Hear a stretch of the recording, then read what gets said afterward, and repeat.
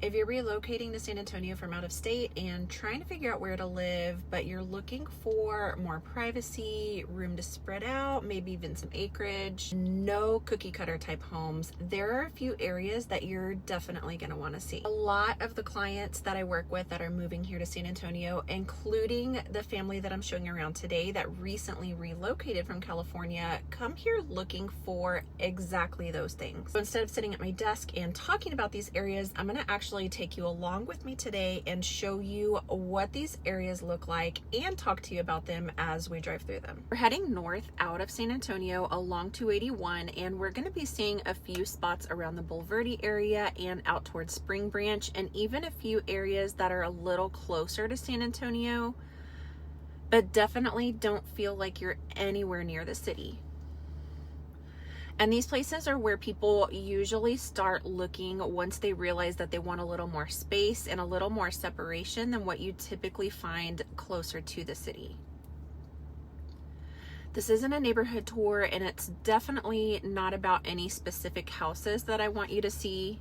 It's really about giving you a real life feel for these areas so you can start figuring out whether this kind of lifestyle makes sense for you before you even get here.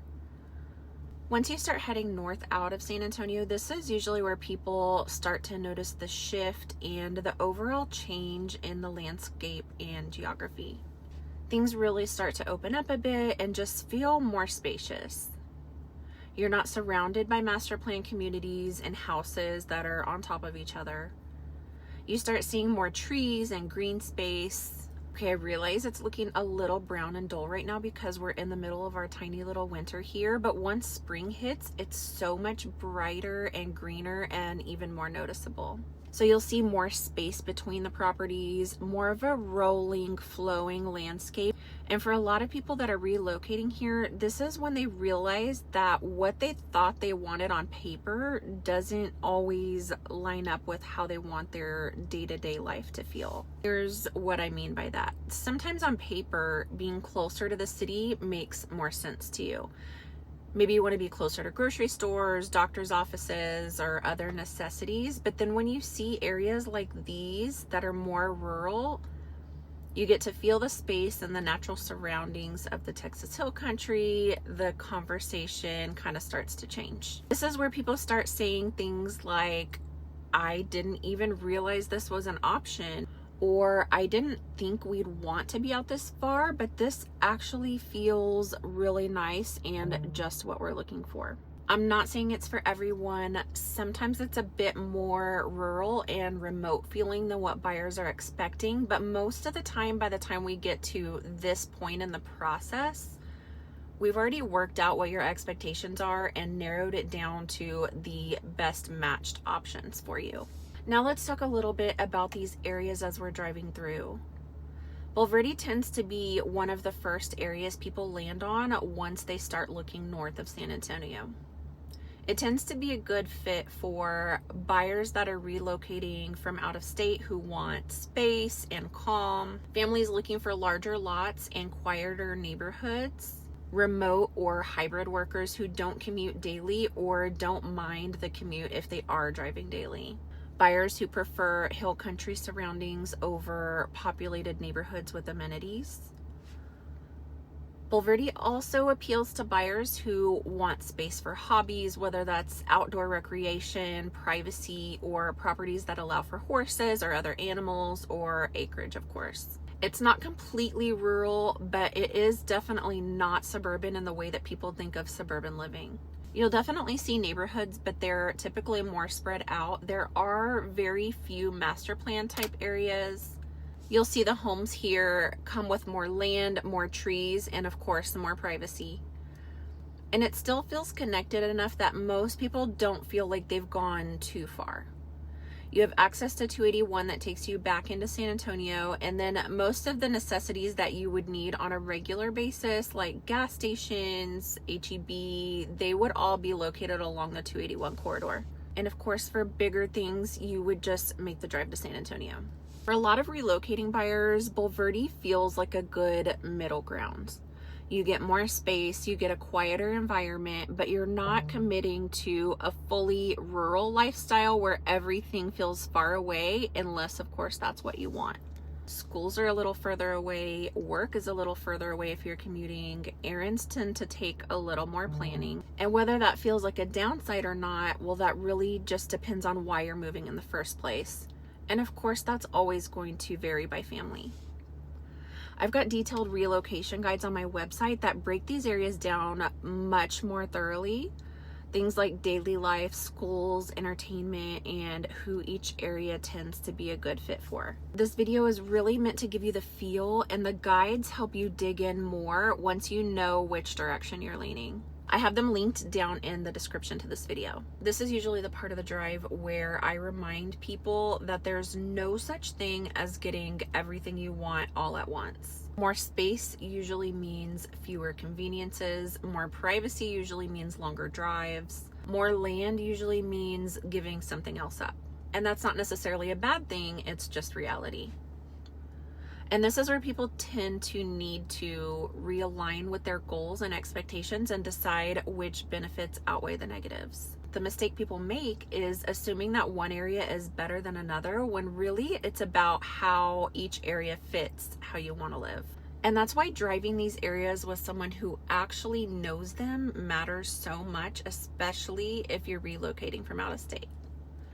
You can look at photos and maps and houses all day long, but it's really hard to understand how a place feels until you see it like this. Because you can look at a listing online and think, that's a really amazing house and it's on an acre of land, plus Google says it's only 25 minutes from my new job. But then when you see the area, you feel like it's out in the middle of nowhere and I could never live like this. Because it really can go either way, and this rural country lifestyle, it's just not for everyone. One thing I see a lot with relocating families is that they get overwhelmed trying to narrow this down on their own, especially if they're not here in person yet. That's usually when having a custom short list of areas makes things so much clearer instead of trying to look at everything at once, and I'm here to help you sort all of that out. So once you head farther out toward the Spring Branch area, the feel changes again. This is where things start to feel noticeably more rural, more remote, more just away from everything. And some people are very intentional and fall in love because this is exactly what they're looking for.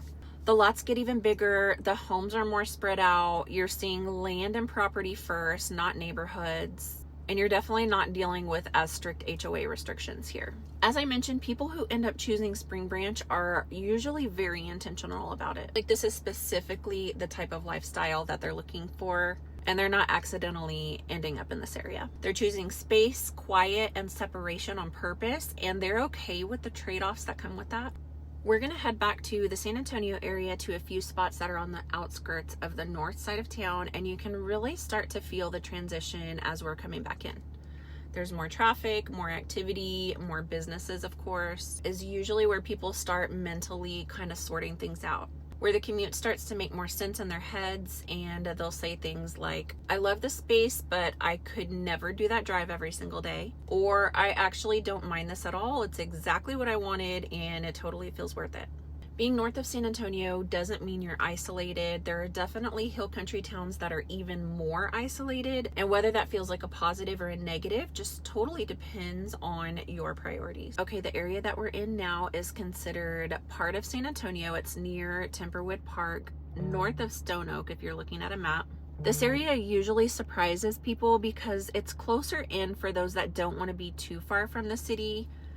But it definitely doesn't feel like the city, and it still offers tons of privacy, larger lots, the more natural landscape that some people are looking for without feeling so far away. When people are deciding between areas like Bulverde, Spring Branch, and places closer to San Antonio, it usually comes down to a few things. How much space do you really want?